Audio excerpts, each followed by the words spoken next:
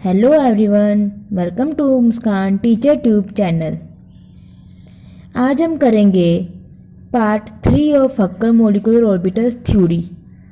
Part 3 में हम क्या करेंगे? Application of Huckel molecular orbital theory. ठीक है। अब एचएमओ की एप्लीकेशन क्या है? पहली एप्लीकेशन है कि it is use to find the energy of pi electrons.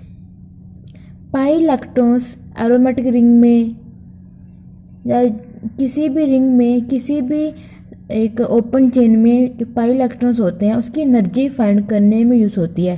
ठीक है, हक्कर मॉलिक्यूलर ऑर्बिटल थ्योरी। एप्लीकेशन शुरू करने से पहले हमें सबसे पहले समझना पड़ेगा सर्कुलर डिटर्मिनेंट क्या होता है। सर्कुलर डिटर्मिनेंट क्या होता है? सर्कुलर डिटर्मिनेंट से पता चल रहा है कि इसमें कुछ डिटर्मिनेंट की बात है। डिटर्मिनेंट हमें पता है, हमने मैथ में पहले पढ़ा है। ठीक है, डिटर्मिनेंट को हम कैसे रिप्रेजेंट करते हैं? By this type of lines. ठीक है, मैट्रिक्स को करते हैं ऐसे और डिटर्मिनेंट को करते हैं ऐसे। पहला हमारे पास डिटर्मिनेंट हम करते हैं जिसके एलिमेंट हैं A11, A12, A21 और A22। ठीक है, मतलब दो इसकी रोस हैं और दो ही इसके कॉलम हैं। ठीक है, और इसका ऑर्डर कैसे पता करते हैं कि रोस इंटू कॉलम्स, कि नंबर ऑफ रोस कितनी है और नंबर ऑफ कॉलम्स कितने हैं। रोस कितनी है? 1 2, रोस 2। कॉलम कितने हैं? 1 2, कॉलम 2। तो इसका ऑर्डर क्या हुआ? 2 इंटू 2।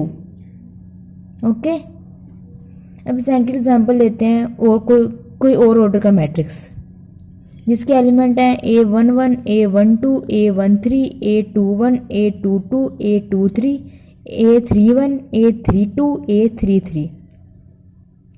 अब इसमें रोज कितनी है? 1 2 3, 1 2 3, और कॉलम कितने हैं? 1 2 और 3। ठीक है, ऑर्डर क्या हुआ? Row into column. Number of rows 1 2 3 3, number of column 1 2 3 3 3, 3 into 3, order हुआ 3 इंटू 3। ठीक है, अब आप सभी को पता ही है ना A11 का क्या मतलब है? A11 का मतलब है फर्स्ट रो फर्स्ट कॉलम। ठीक है, A12 का मतलब क्या है? First row second column. अब क्या है? ऑर्डर ऑफ एनी सिस्टम, किसी भी सिस्टम। ये तो हो गया बेसिक ऑफ डिटर्मिनेंट। अब हमें पता करना है सर्कुलर डिटर्मिनेंट क्या होता है। सर्कुलर डिटर्मिनेंट ना बिल्कुल डिटर्मिनेंट की तरह है, पर ना हमें इसमें ना पहले ऑर्डर पता करना होता है कि हमें किसी भी सिस्टम जो हमें गिवन है उसका ऑर्डर क्या होगा। अब ऑर्डर कैसे पता करेंगे? ऑर्डर पता करते होते हैं कि उसमें नंबर ऑफ, उस सिस्टम में नंबर ऑफ कार्बन कितने हैं, या फिर पता कर लो उस सिस्टम में पाई इलेक्ट्रॉन्स कितने हैं। ठीक है, the order of any system is determined bye the number of pi electrons. The order of any system is determined by the number of pi electrons or number of carbon atoms present in that system।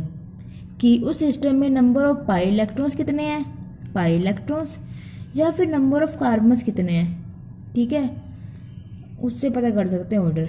ऐसे example, पहले example लेते हैं benzene की। पहले benzene में पता करते हैं नंबर ऑफ पाई इलेक्ट्रॉन्स कितने हैं। पाई बॉन्ड कितनी है? 1 2 3। एक बॉन्ड कितने से बनी होती है, कितने इलेक्ट्रॉन से बनी होती है? 2 इलेक्ट्रॉन से। ये चीज़ हमने ना अच्छे से की थी पार्ट 1 में। अगर आपने वो पार्ट नहीं देखा ना तो पहले जाके वो पार्ट देखें, वो इसका भी बेसिक है। अगर आपने वो नहीं समझा ना तो इसे समझने का कोई फ़ायदा ही नहीं है। ठीक है, नंबर ऑफ पाई इलेक्ट्रॉन्स कितने हैं?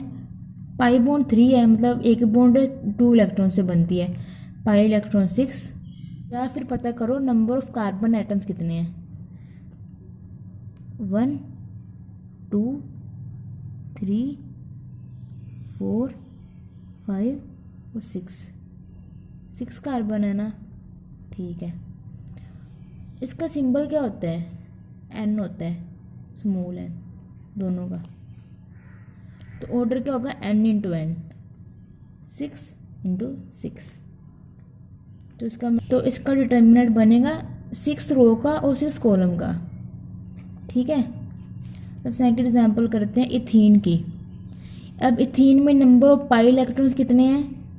एक डबल बॉन्ड है, एक पाई बॉन्ड है, तो 1 pi bond is made of 2 electrons. ठीक है। तो 2 नंबर ऑफ कार्बन एटम कितने हैं? 1 और 2। सिर्फ कार्बन एटम काउंट करने हैं, एच काउंट नहीं करने। ठीक है, सिर्फ carbon atom, only and only carbon atom. 2 carbon atom है ना, तो 2। ऑर्डर क्या हुआ n इंटू एन, 2 इंटू 2, 2 रोज 2 कॉलम। इसका मतलब क्या होता है? नंबर ऑफ रोज, इसका मतलब क्या है? Number of column. ठीक है। अब एग्जांपल लेते हैं साइक्लिक सिस्टम की। साइक्लिक सिस्टम में फ्री रेडिकल है प्रेजेंट। ठीक है, मतलब एक ही इलेक्ट्रॉन प्रेजेंट है। तो इसमें अगर हम इलेक्ट्रॉन काउंट करेंगे नंबर ऑफ पाई इलेक्ट्रॉन तो थोड़ी गड़बड़ी हो सकती है, इसलिए सिर्फ हम काउंट करेंगे नंबर ऑफ कार्बन एटम। ठीक है, कार्बन एटम कितने? 1 2 और यहाँ पे 3 ना, तो उसका ऑर्डर कितना हुआ? 3 into 3। Number of rose 3, number of columns भी 3। ठीक है।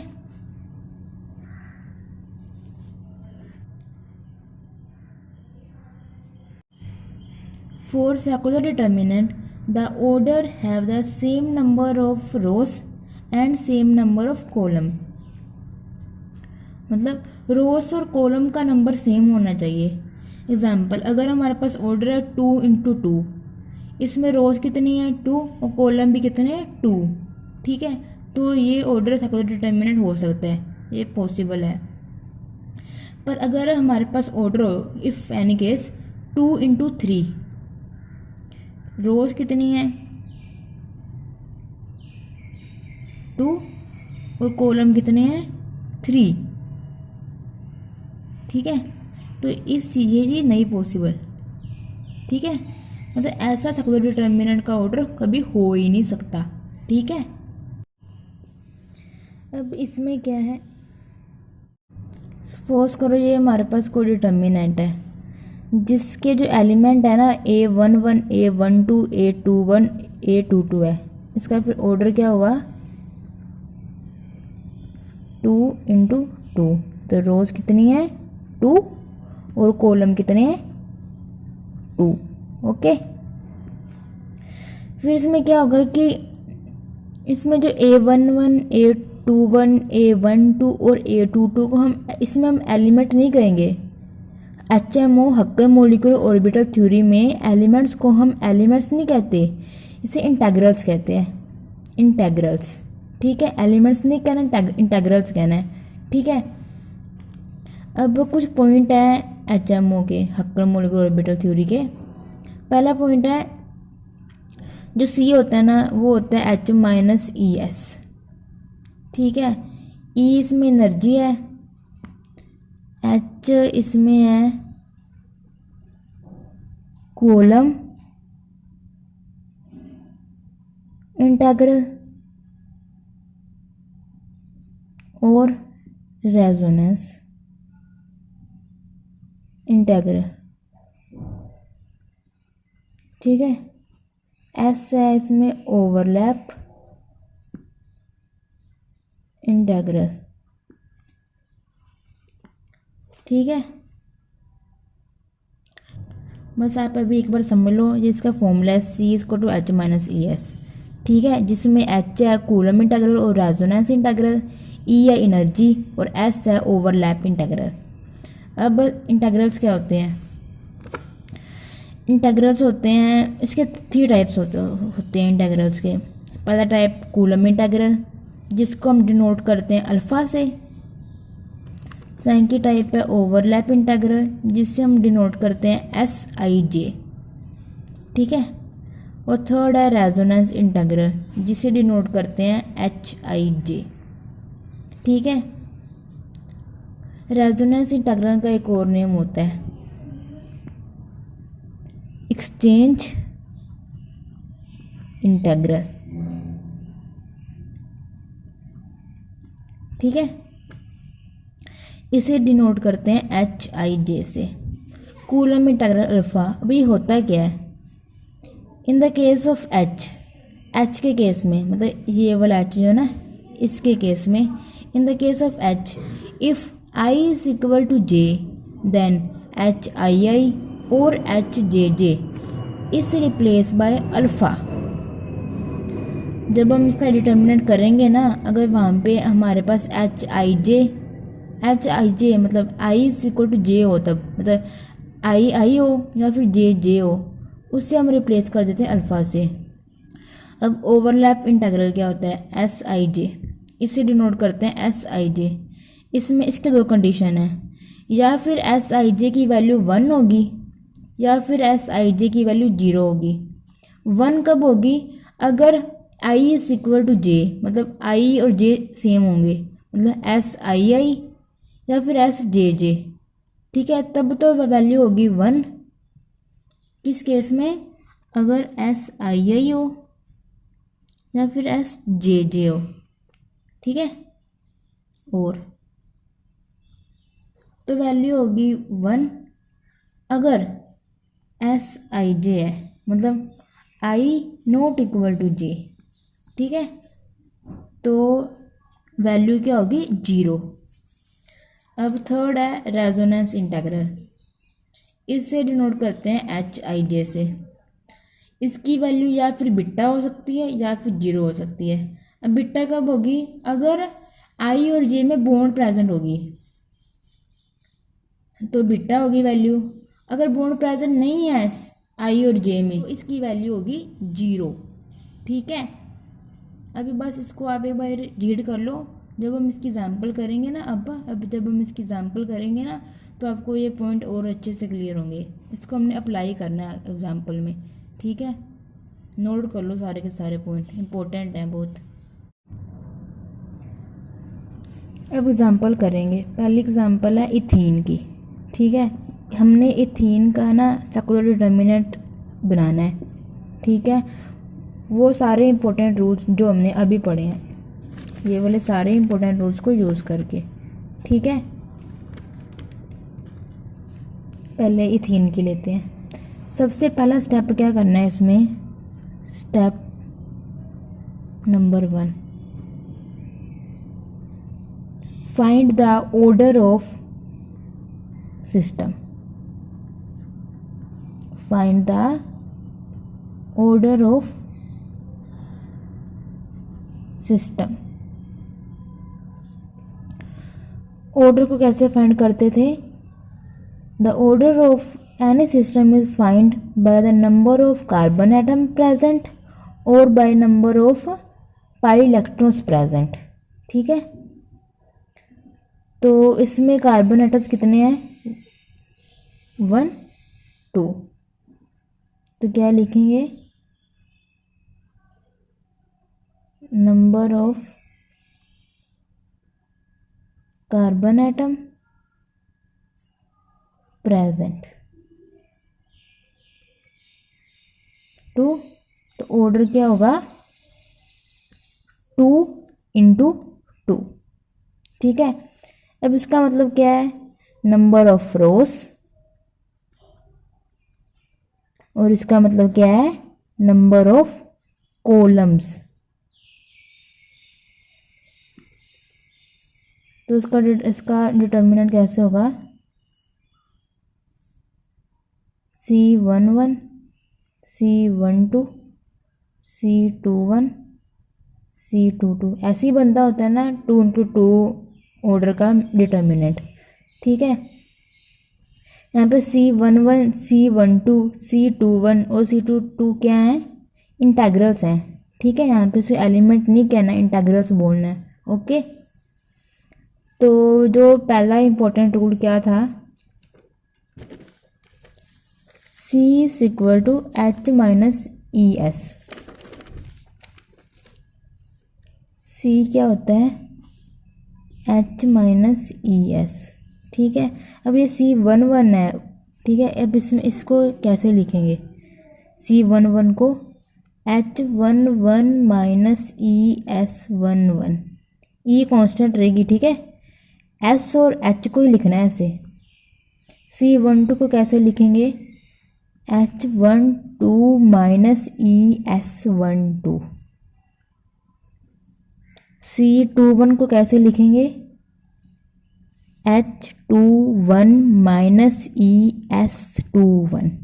C22 को कैसे लिखेंगे, H22 माइनस ES22, ठीक है। ये तो फर्स्ट स्टेप हमने, ये फर्स्ट स्टेप था पूरा, ठीक है। अब ये सेकंड स्टेप था, ये स्टेप याद कर लेना क्या क्या करना है। स्टेप 3, अब हमने करना है कूलम इंटीग्रल।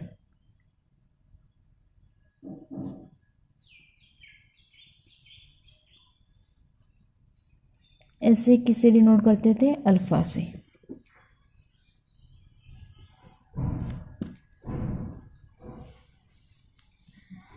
इसमें क्या देखते होते थे हम कूलम इंटीग्रल्स में, अगर आई जे के इक्वल है, ठीक है, मतलब आई या फिर जे, इसे हम रिप्लेस कर देंगे अल्फा से, ठीक है। तो अगर इसमें देखें, इसमें आई क्या है 1, जे क्या है 1, आई और जे इक्वल है ना, तो इसको रिप्लेस कर देंगे अल्फा से, अल्फा माइनस ES11। सिर्फ एच में देखना है, एस में नहीं देखना, एच में सिर्फ, only and only in H. इसमें आई क्या है 1, जे क्या है 2, तो इसको रिप्लेस नहीं करेंगे, 12 माइनस ES12। कंडीशन ये है कि एच में आई और जे की वैल्यू सेम होनी चाहिए, इक्वल होनी चाहिए, ठीक है। अब इसमें आई 2 है और जे 1 है, तो इक्वल नहीं है, तो सेम लिख दो H21 ES21। आई 2 है, जे भी 2 है, तो इसको रिप्लेस कर देंगे अल्फा से, ES22, ठीक है। अब स्टेप 4, स्टेप थोड़े ज़्यादा है पर हैं इजी, ठीक है। सिर्फ अप्लाई करने वो सारे पॉइंट्स जो हमने अभी पढ़े थे ना, इम्पोर्टेंट पॉइंट्स। अब स्टेप 4 क्या, ओवरलैप इंटीग्रल। इसे कैसे रिप्रेजेंट करते हैं, SIJ से।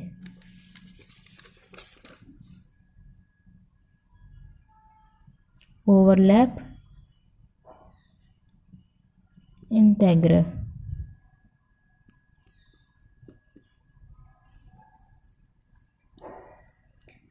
तो इसमें क्या होता है, इसकी दो कंडीशन थी जो हमने पहले पढ़ी थी ना, दो कंडीशन है।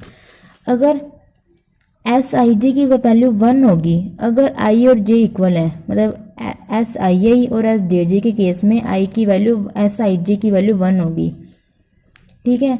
अगर I J के इक्वल नहीं है तो वैल्यू 0 होगी, ठीक है।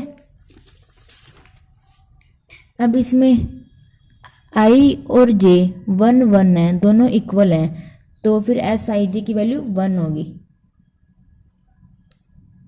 अल्फा माइनस E इंटू 1, ठीक है।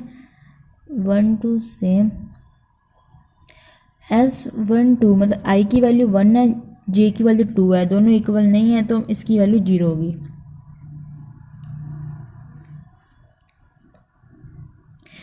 I 2 है, J 1 है, तो दोनों इक्वल नहीं है, तो इसकी वैल्यू 0 होगी,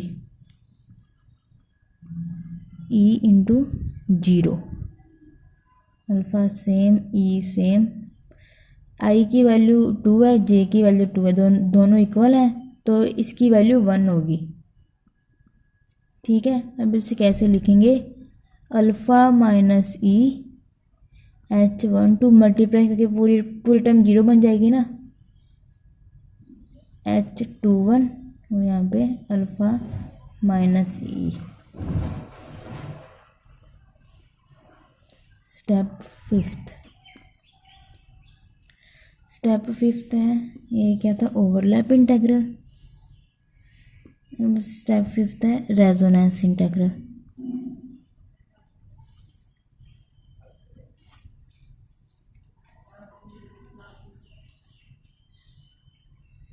या फिर एक्सचेंज इंटीग्रल। इसे रिप्रेजेंट करते हैं एच आई जे से। इसकी भी दो कंडीशन थी। एच आई जे की वैल्यू बीटा होगी कब, अगर बॉन्ड है सी, अगर सी आई वाले कार्बन और जे वाले कार्बन के बीच में कोई बॉन्ड है ना, तो एच आई जे की वैल्यू बीटा होगी। अगर बॉन्ड नहीं है तो वैल्यू जीरो होगी। अब यहाँ पे हमें चेक करना है जो हमारे पास स्ट्रक्चर था, इसमें जो कार्बन फर्स्ट है, ये वाला कार्बन और ये वाला कार्बन, इन दोनों में बॉन्ड है ना, मतलब इन दोनों में ये आपस में बॉन्ड से अटैच है ना, है। तो अगर H12 मतलब फर्स्ट कार्बन और सेकंड कार्बन के बीच में बॉन्ड है तो इसकी वैल्यू क्या होगी, बीटा। तो ये चीज़ तो पहले सेम ही लिख लेते हैं, अल्फा माइनस ई। फर्स्ट और कार्बन और सेकंड कार्बन के बीच में बॉन्ड है तो इसकी वैल्यू आ जाएगी बीटा।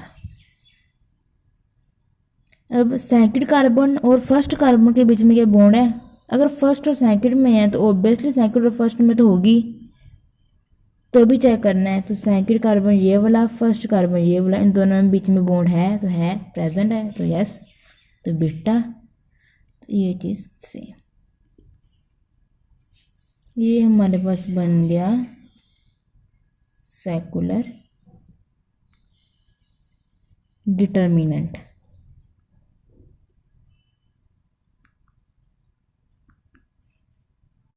फिर से कर लेते हैं एक बार।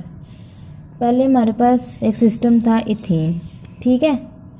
तो स्टेप फर्स्ट क्या था, find the order of system. Order find करना है सिस्टम का।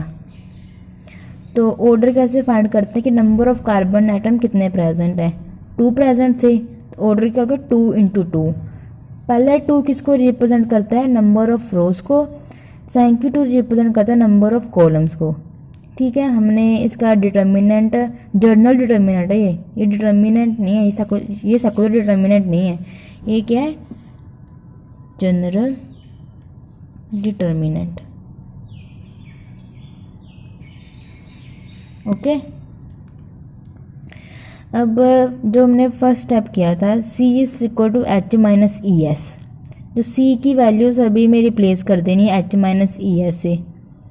अगर 1 1 है तो H11 और S11, ठीक है, सभी से रिप्लेस कर दी, 2 1 का, 1 2 का, 2 2 का, ठीक है। अब थर्ड स्टेप पे कूलम इंटीग्रल, इसे डिनोट करते हैं हम अल्फ़ा से, ठीक है।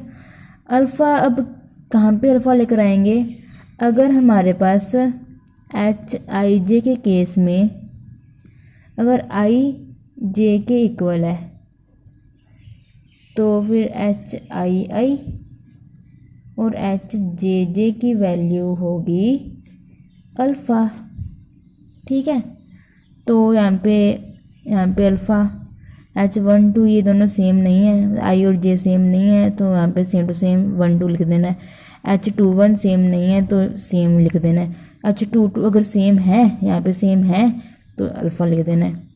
सेकंड स्टेप है ओवरलैप इंटीग्रल, एस आई जे। यहाँ पे हमें एच को नहीं देखना, कंसीडर करना, एच को नहीं कंसीडर करना भाई, एस को कंसीडर करना है, ठीक है। एस आई जे, इसमें क्या था, एस आई जे, इसकी दो कंडीशन थी। एस आई जे की वैल्यू 1 के इक्वल होगी अगर आई जे के इक्वल होगा, ठीक है। इसकी वैल्यू 0 के इक्वल होगी अगर आई जे के इक्वल नहीं होगा। यहाँ पे आई की वैल्यू 1, जे की वैल्यू 1, दोनों इक्वल है तो वैल्यू क्या होगी 1 1। अब यहाँ पे I1 है J2 है, दोनों इक्वल नहीं है तो वैल्यू क्या होगी 0। यहाँ पे 2 और 1 मतलब I2 है J1 है, दोनों इक्वल नहीं है तो वैल्यू क्या होगी 0। I1 है J1 है I2 है J2 है, दोनों सेम है तो वैल्यू क्या होगी 1 1। तो अल्फ़ा माइनस सी मल्टीप्लाई कर देना है, 0 फुल टर्म 0 ये वाली तो H12 फुल टर्म 0 ये वाली तो H21 अल्फ़ा माइनस सी। रेजोनेंस इंटीग्रल या फिर एक्सचेंज इंटीग्रल, इसमें क्या होता है Hij की दो कंडीशन होती हैं, इसकी वैल्यू बीटा हो सकती है या फिर 0 हो सकती है। बीटा कब होगी अगर कार्बन I और कार्बन J के बीच में बॉन्ड होगी, बॉन्ड प्रेजेंट होगी। 0 कब होगी अगर कार्बन 1 और कार्बन जो J है IJ में बॉन्ड प्रेजेंट नहीं होगी। ठीक है, तो अब सिस्टम को चेक करना है।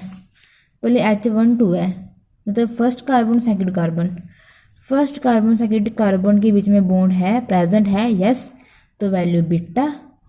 H21 सेकंड कार्बन और फर्स्ट कार्बन के बीच में बॉन्ड प्रेजेंट है, यस, तो वैल्यू बीटा। बाकी टर्म ये वाली टर्म और ये वाली टर्म सेम। तो इस डिटर्मिनेंट को कहते हैं सेकुलर डिटर्मिनेंट। ठीक है, इसकी एनर्जी निकालनी वो हम नेक्स्ट वीडियो में करेंगे। ये 2 एग्जांपल्स आपका होमवर्क है जो आपने सोल्व करनी है और इनका सोल्यूशन हम नेक्स्ट वीडियो में करेंगे। पहले आप घर पे सोल्व करना, फिर वहाँ पे आप क्रॉस चेक करना, ठीक है, तो ही समझ आएगा। ऐसे मेरे करने से आपको समझ नहीं आएगा, आपको खुद भी करना पड़ेगा, ठीक है। और फिर हम एनर्जी भी फाइंड करेंगे नेक्स्ट वीडियो में, जो इसकी मेन एप्लीकेशन है कि एनर्जी कैसे फाइंड करनी है पाई इलेक्ट्रॉन्स की। ओके, अगर आपको वीडियो अच्छी लगे तो like, comment and share the video. Channel को तो सब्सक्राइब कर ही देना, तो ही आपको नेक्स्ट नोटिफिकेशन मिलेगी। Okay, bye bye, thank for watching video.